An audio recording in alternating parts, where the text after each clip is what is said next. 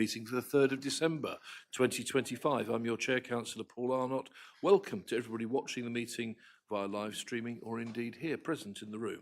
We'll now start the meeting by doing a roll call from Amanda of committee members here present, and please also declare any interest at this point. Thank you, Chair. Starting with yourself, Councillor Arnott. Present, no interest. Councillor Loudon. Present, no interest, thank you. Councillor Hawkins. Present, and I have an effects ORI on items 11 and 19, for which I need to leave the room. Because I'm a member of Cranbrook Town Council. Thank you. Councillor Hayward. Present, no declarations, thank you. Thank you. Councillor Hookway. Yes, present, and declarations for agenda items 8 and 14. I'm a member of Exmouth Town Council and also a member of Devon County Council for Exmouth and Buggersall. Okay. And what type of declaration is that going to be, Councillor Hookway? Sorry? Is that an effects NRI? Yes. Thank you. Councillor Jackson. Present, nothing from me, thanks. Thank you. Councillor Jeffries. He is offered his apologies, unwell, Amanda. Thank you. Councillor Young. Present, no declarations. Councillor Ledger. Present and no declarations, thank you, Amanda. Councillor Olive. Present and no declarations, thank you. And are there any other councillors in the room that wish to declare an interest? Councillor Aurora Bailey. Thank you. I'm a councillor. Item 8, I'm a councillor for Exmouth Town. Thank you. Thank you. And any others? Councillor Gazzard. Thank you, Amanda. Yeah, items 8 and number 13 affects NRI. I'm an Exmouth Town Councillor. Thank you. Was that 8 and 13? Yep, affects NRI, Councillor. Are there any other? Oh, yes. Councillor Bloxham. Thank you. An effects ORI for agenda items 11 and 19 as a Cranbrook Town Councillor.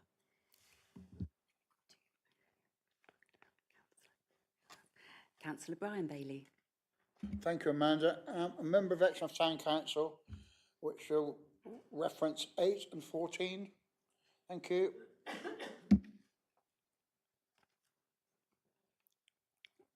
And Councillor Barlow. And finally, I'm a member of Sybil Town Council, and that affects reference 18. 18? 18. And that's an effects NRI, is it?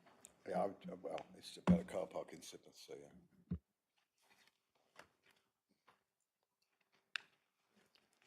Okay, is that everybody? Yeah. Thank you, Chair. Back to yourself. Thank you, members. Thank you, Amanda. Back to the agenda now. Agenda item 4 is public speaking. We have one person on agenda item 12 and 5 on 16. So I propose to take those items, those contributions when those items come up, and we have altered the agenda so that item 16 about the public spaces protection order will come up in the next 5 or 10 minutes rather than having to wait, which I hope is helpful to the public. Thank you for being here. Agenda item 5, matters of urgency. We have one late item, and agenda item 10, the minutes of the budget setting and capital allocations panel of the 1st of December 2025. Agenda item 6, confidential items. There is one item to be dealt with in this way listed at agenda item 20. Going back quickly up the agenda to what some people may regard as agenda item 1, the minutes of the previous meeting. If anyone has a comment on the set of minutes from 29th of October 2025, please do this by raising your hand. If I see no hands, I'll take this as an indication that you are agreeable to those minutes.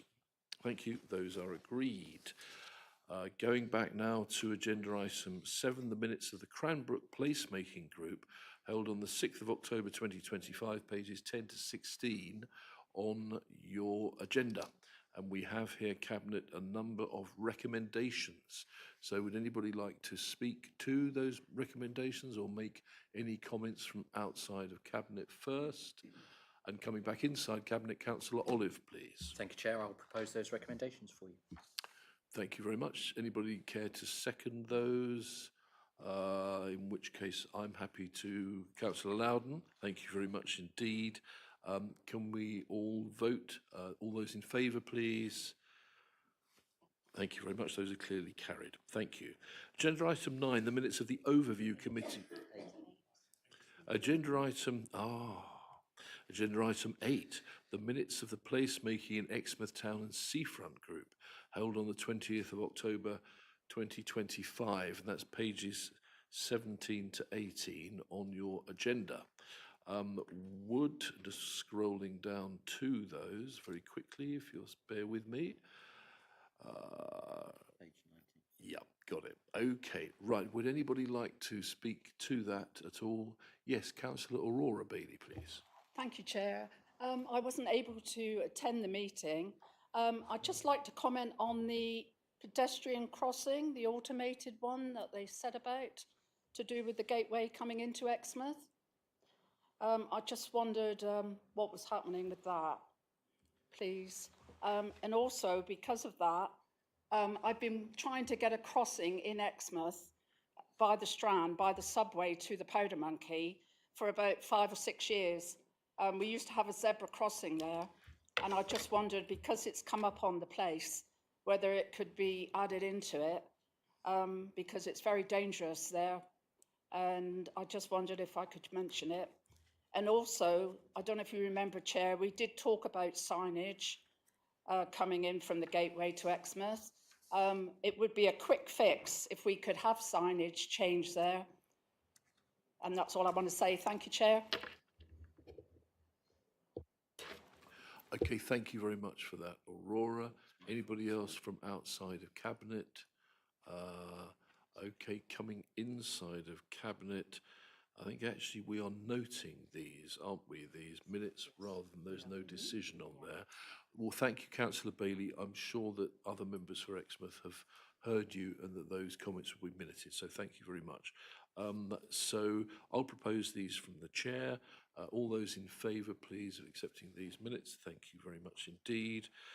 Agenda item 9, the minutes of the Overview Committee of the 30th of September 2025, page 19 onwards, and there are recommendations on page 19. So this is about the Public Spaces Protections Order consultation, and what I will do then now, please, is invite the public speakers on that subject to come forward. The first I have, just to say the names I have here are Sandra Ward, Martin Herscroft, John Lavender, Yvette Turner and Councillor Arnold Dare. I'll do them in that order, if that's okay. So can I ask Sandra Ward to come forward first, please, to the podium?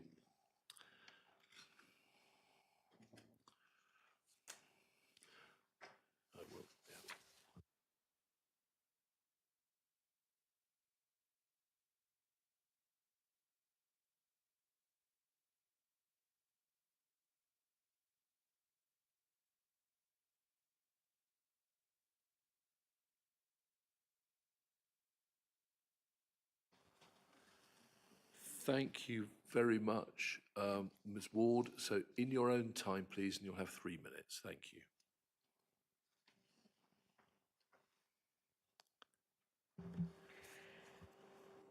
My name is Sandra Ward. I live in Kilmington.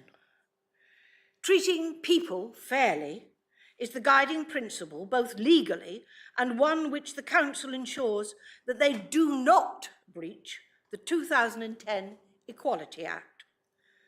This has not been used when applying for a proposal PSPO order on the Kilmington recreation field. Some examples. Example 1. No consideration was given or offered to ensure that there was one level access that people with disabilities and the frail elderly could access to exercise their dogs off lead in breach of Treating People Fairly 2010. Example 2. preventing quantitative evidence that can be measured and evaluated in breach of 2010 Act, by not allowing the 30 photographs taken on 21 consecutive days by 3 residents to refute anecdotal evidence submitted that the field was well used. Yes, I beg the chairman to ensure that all councillors see this evidence before any decision is taken. In summary, we found no one. The field was empty. Example 3, ignoring the commonplace vote that voted in favour of the compromise.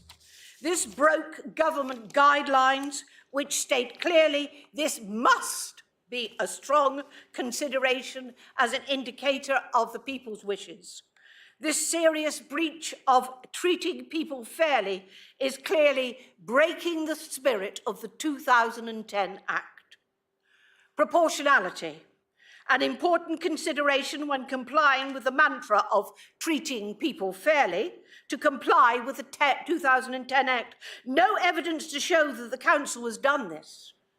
You will notice that those who speak in favour of the compromise tell you they are residents of Kilmington. This is not the case of the majority that oppose the compromise. They often live great distances from this tiny village near Axminster. Some travel 15 miles to a small field and 15 miles back, 30, 40 miles to use a field for a few days in the summer. Whereas the residents, by vote and representatives here, the opportunity to use the field 365 days of the year, in line with the compromise. I beg the council to use their good judgment and with due diligence and mindful of the need to treat people fairly, that they vote in favour of the compromise, that the people's vote won for the Kilmington PSPO order. Thank you very much indeed, Ms Ward, for that. Thank you. And Tim, if you can help put the podium back up, thank you. And then Martin Huscroft to come next, please.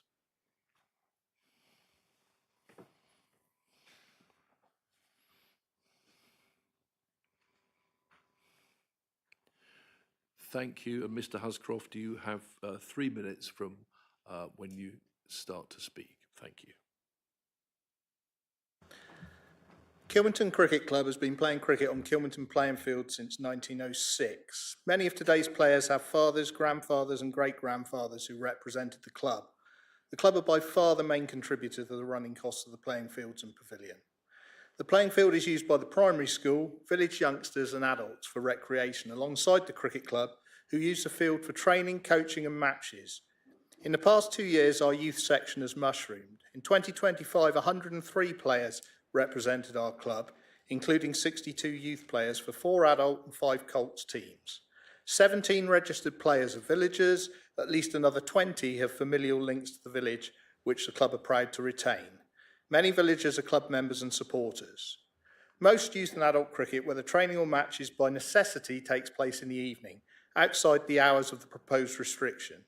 Matches or training either start at 5:30 or run into the evening, following an afternoon start, and can last until 8 or 9 p.m, therefore exposing participants to the dangers of dogs off leads under the new proposal. Dog fouling grew exponentially during and after COVID and the associated lockdowns. The free running of dogs was directly linked to this problem. Some owners find it impossible to keep track of their pets at distance, particularly when distracted in conversation or on mobile phones. Since the introduction of the Dogs on Lead PSPO in 2023, the recorded dog fouling incidents decreased significantly by 88%. The Dogs on Lead restriction greatly mitigated, not totally eradicated, the dog fouling problem.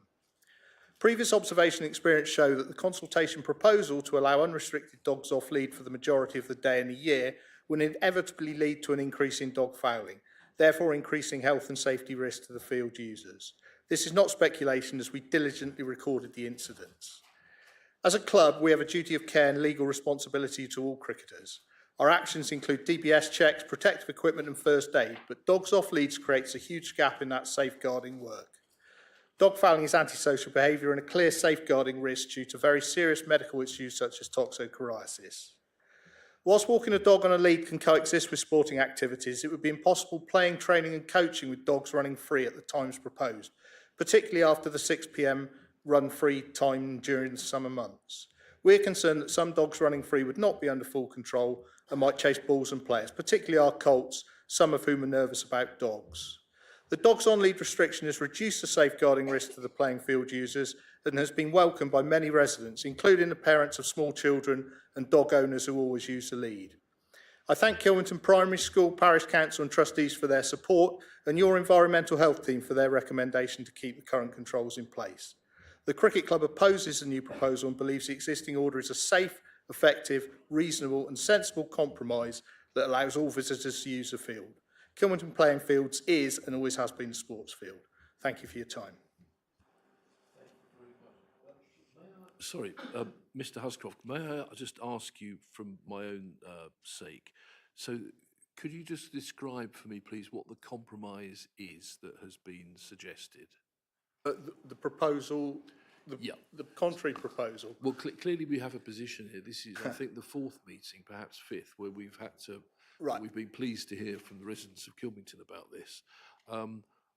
What is the middle way here that could work for both parties? The middle way is the dogs on lead proposal so that everyone can access the field with a dog, but on a lead, then they've got control of their dog. The proposal to let the dogs run free is going to increase in dog fouling, and it is an issue with players playing at the times. I mean, we play, I'm trying to think how many games we play each year. Something around the order of 50 to 60 games each year are played on the field.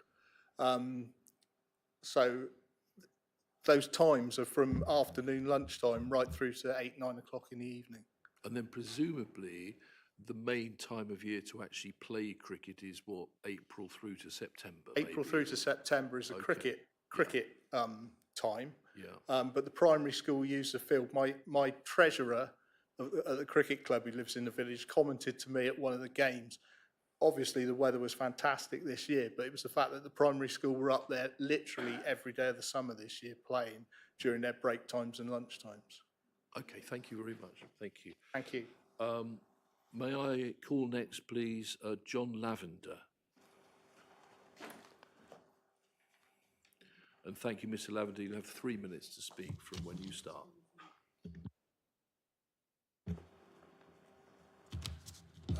I'm Chair of the Kilmington Playing Fields Committee, which is the management committee of the Arthur Hitchcock charity and has governance responsibility for the playing field. At your last meeting, you were told that the proposal for a dog ban between 10 and 6, May through September, with no restriction at other times, has been introduced in other parts of the county and widely in Cornwall. You were not told that this only applies to beaches. Nowhere does it apply to playing fields, suggesting that it's not seen as an appropriate measure. As the trustees of the charity, we oppose the proposal allowing dogs off lead for a large part of both the day and the year. Our reasons can be summed up by the single word safeguarding, which is now so well known to teachers and school governors. All organisations have a responsibility to ensure that adequate safeguarding measures are in place, and we believe that the current PSPO provides this, whereas the new proposal fails this test.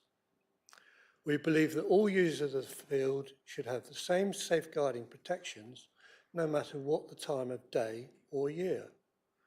This is now the case, but would no longer be so if dogs are allowed off leads at certain times.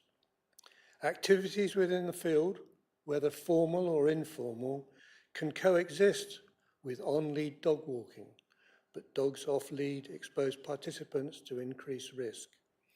This could potentially be as serious as a dog attack, of which there were 1,300 recorded by Devon and Cornwall Police in 2024, a 20% increase on 2023,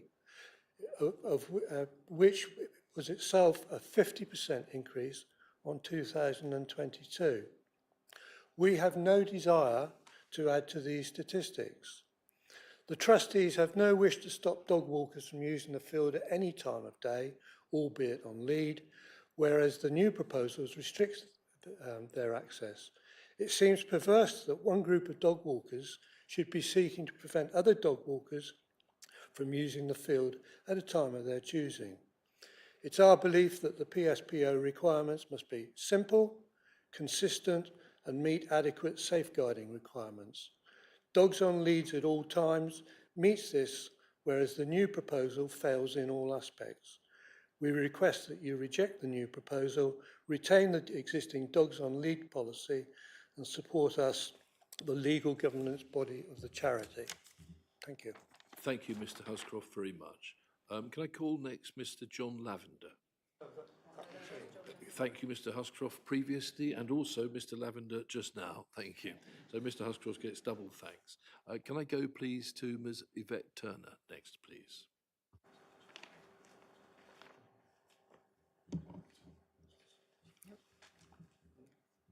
Oh, good Yes, evening. you have 3 minutes from when you start. Right. Thank you. I'm Yvette Turner and a resident of Kilmington. I'm here to represent the Kilmington Dog Walking Group and 156 signatures of Kilmington residents.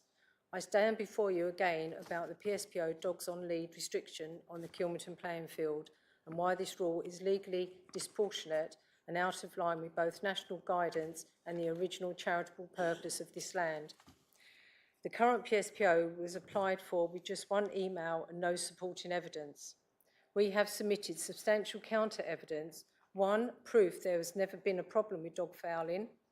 2, actual usage pattern of the field with pictures. The government guidelines have not been taken into account. 4, the Equality Act 2010. To date, we believe this evidence has not been taken into account. The field was gifted to the people of Kilmington by the Arthur Hitchcock Charity for open community recreation. Under the Charities Act 2011, public bodies must respect the intention when making decisions affecting the land. Restrictions are fundamental changes how residents can use the space does not reflect that charitable purpose. Under the Anti-Social Behaviour, Crime and Policing Act 2014, a PSPO must be necessary and proportionate and must avoid unnecessary blanket bans.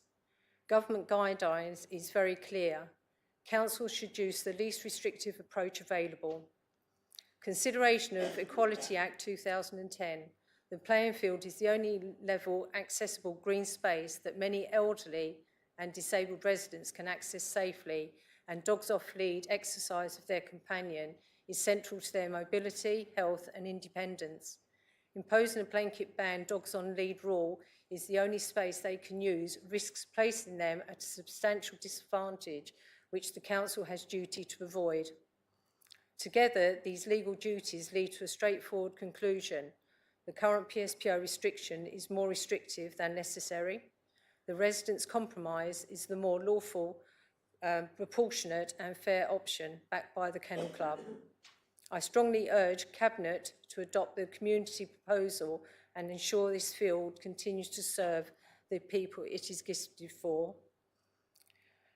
When cricket is actually played in the playing field, actually no one can actually access the field, be it dog walkers or even children, due to the speed of the balls when they are playing. So there isn't any risk of dogs going in there or children when they are played. Thank you again for taking the time to listen to me. Thank you, Ms. Turner. May I ask you a question as well, which is just in simple terms, a compromise from your point of view would be what? Compromise, it would be allowing all residents to enjoy the playing field as it was gifted to all the residents. And I do feel that the cricket club, although no one minds cricket being played there, I think it's lovely to hear it and see it. I do feel the field has been taken over by the cricket club, and it's a shame that the residents are losing such a green space. Okay, thank you very much.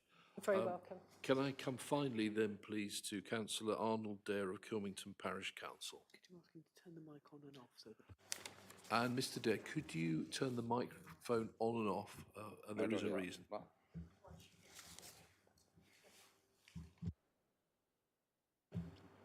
Okay. Fine. Good evening. I'm Arnold Dare, a member of Kilmington Parish Council, and I am here to share the Council's view on the matter of dog access and control within our community playing field. 3 parish councillors serve on the Playing Fields Management Committee, ensuring the interests of the parish council are represented. As elected officers, we are committed to making decisions to serve the majority of our residents and protect the community and enhance everyone's well-being. Dog access and control on this field has been considered thoroughly across many council meetings, with the input of the Kilmington Dog Walkers Group and other residents. It should also be noted that the field is used all year round by the Kilmington Primary School, which has no green space of its own. We held a public meeting for all Kilmington residents and had a full village hall to listen to all their views. The majority of those people at that meeting were all in favour of allowing dogs to use the field, but the preferred choice was as long as they stayed on leads. The council's decision, after a careful discussion, councillors unanimously decided that the dog walkers should always be able to use the field. The new proposed ban on dogs during certain times was therefore rejected. Councillors agreed that to maintain the safety and the order in the field, the existing requirement of dogs is to be kept on control on leads at all times must be unchanged. Therefore, the new proposal to allow dogs to run free on the field was also unanimously rejected. The reasons for our decisions are that vulnerable groups and children use the field throughout the year, so to keep them safe, dogs must retain under control all times. Dogs are only truly controlled when held on a lead. Loose dogs can cause anxiety, particularly to vulnerable people, such as the elderly and young children using the field. So we need to cross the field to reach our current play area, which is run by the parish council.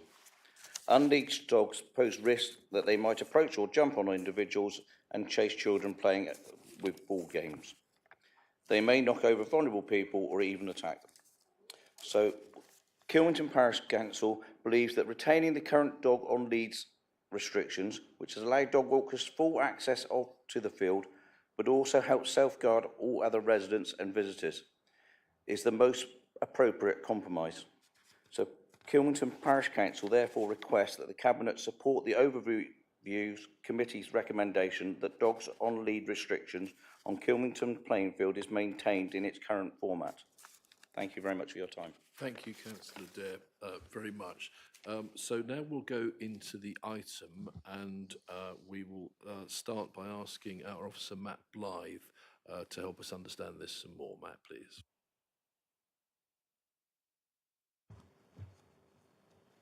Thank you, Chair.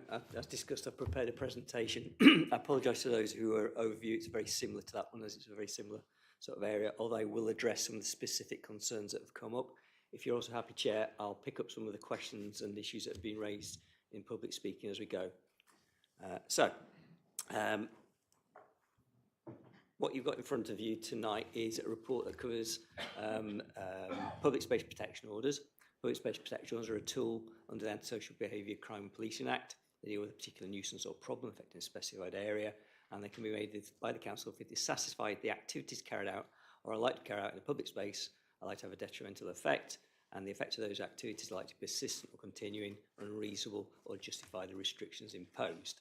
And the decision as to whether to progress with a PSPO lies with Cabinet under the Constitution. So PSPOs are limited to 3 years. We can extend or vary, but proposed changes in these are significant enough to warrant new orders. The control of dogs varied order from 2024 is due to expire in December 2027, and the control of seashores promenades order and the control of antisocial behaviour and consumption of intoxicating substance order are due to expire in March 2026. So the idea is to bring them all into line together from March 2026. And they're enforced through a fixed penalty notice if someone's caught breaching a PSPO, which can be issued by a council officer or a police officer. So we've currently got 3 PSPOs. We have the control of dogs varied order, which covers dogs on leads, walking no more than 6 dogs at any one time. The requirement to clear up dog faeces. One here I'll just flag as well, because I know it might be open to some discussion later on. Dogs be kept on lead less than 1 metre in length. It's a bit of a historic one when on a public road or pavement. There is some question mark about how specific that is. Dogs be kept on a lead when asked by an authorised officer. And then we have the control of seashores and promenades order, seasonal dog exclusions on some of the East Devon beaches, dogs on leads in specified places, including promenades, and the prohibition of feeding seagulls on town beaches and promenades. And the final one, the control of antisocial behaviour and consumption of intoxicating substances order, that requires surrender of alcohol when requested by an authorised officer. It could deal with urination, defecation in a public place, and the aggressive requests for money, intimidation, harassment, or distress. So as part of the process as to whether or not we wanted to continue with the PSPOs as they were, it was a significant piece of consultation. So in July 2024, town and parish councillors were contacted and invited to put forward requests for any changes or amendments to the current PSPOs. In July, August, September the same year, members of the public were also asked to put forward any possible changes, and there was also in August 24 internal consultation with other officers from other services. The actual public consultation took place on some of the suggestions that came out between 3rd of March and 28th of April 2025. It took place on the Council's online community engagement hub, Commonplace, but we also provided paper copies on public request. Respondents could provide their views on the existing control state in all 3 orders and on proposed changes to the orders. It was advertised on the Council's social media forums and the resident newsletters, and there was also a press release. Statutory consultees were also notified and consulted with. In total, we had 1,646 responses, which is relatively significant for and shows that the interest that people had in this particular area. So we had a really good response rate, as you might imagine. I did just want to take a little bit of time, I did this with overview as well, just to mention about enforcement, because of course these public space protection orders are effectively a local piece of legislation. They are enforceable, and like so by the police and by enforcement officers. I thought it was interesting, particularly with the dog side of things, because it was very much the focus of much of the enforcement about the complaints that we get in regard to dogs. So you see, dogs off of lead, we get very few. It's been 5 in the last almost 2 years. Dogs on beaches, we get more so of. And what I would say is we've seen a significant drop off in Exmouth over the last year. So from 18 in 2024 down to 2 in 2025. And then we get a few in Seaton and Sidmouth. So we're not talking vast number of complaints, but we do get them